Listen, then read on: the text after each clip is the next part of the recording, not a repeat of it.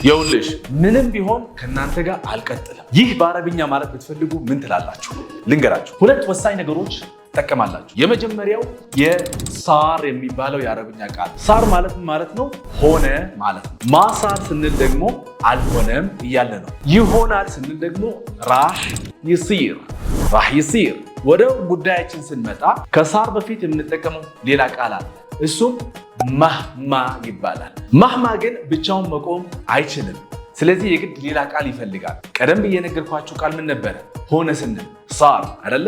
ማህማ ሳር እንላለን። ለምሳሌ ሌላ ቃል ደግሞ ማህማ ጉልቲ ምንም ብቲ፣ ማህማ ሰዌቲ ምንም ብታደርጊ እያላችሁ ነው ማለት ነው። ስለዚህ ምንም ቢሆን ከእናንተ ጋር አልቀጥልም ማለት ስትፈልጉ ምን ትላላችሁ? ማህማ ሳር። በጣም ጥሩ።